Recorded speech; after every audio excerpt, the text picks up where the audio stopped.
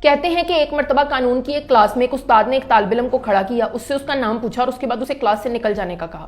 اس پہ وہ طالب علم بہت حیران ہوا۔ اس نے وجہ جاننے کی اور اپنے دفاع میں دلیلیں دینے کی بہت کوشش کی، لیکن استاد اپنی بات پر قائم تھا۔ وہ طالب علم تو کلاس سے نکل گیا، لیکن حیرت کی بات تو یہ تھی کہ باقی طلبہ خاموشی کے ساتھ یہ سارا تماشا دیکھتے رہے۔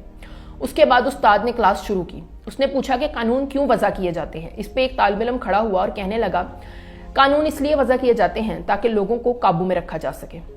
اس کے بعد دوسرا طالب علم کھڑا ہوا۔ اس نے کہا، معاشرے کو قابو میں رکھنے کے لیے قوانین لاگو کیے جاتے ہیں۔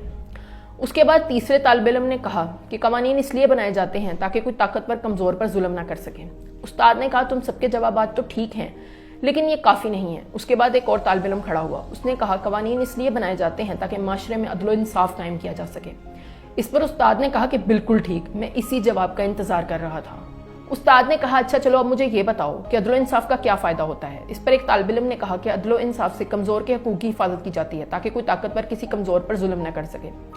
اس کے بعد استاد کہنے لگا، ٹھیک ہے اب مجھے بغیر ڈرے اور بغیر جھجکے یہ بتاؤ کہ ابھی میں نے تمہارے ایک ساتھی طالب علم کو بغیر کسی وجہ کے کلاس سے باہر نکال دیا، کیا میں نے کوئی ظلم اور زیادتی تو نہیں کی؟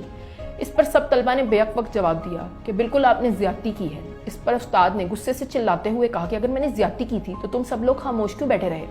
کیا فائدہ ایسے قوانین کا جن کو نافذ کرنے کے لیے کسی میں ہمت اور جرأت ہی نہ ہو؟ اس کے بعد استاد نے کلاس کے باہر کھڑے اس طالب علم کو اندر بلایا اور سب کے سامنے اس سے معافی مانگی۔ اس کے بعد طلبہ سے کہا کہ آج کا تمہارا سبق یہی ہے کہ معاشرے میں ایسی ناانصافیاں تلاش کرو اور ان کی اصلاح کے لیے قانون نافذ کرنے کے طریقے سوچو۔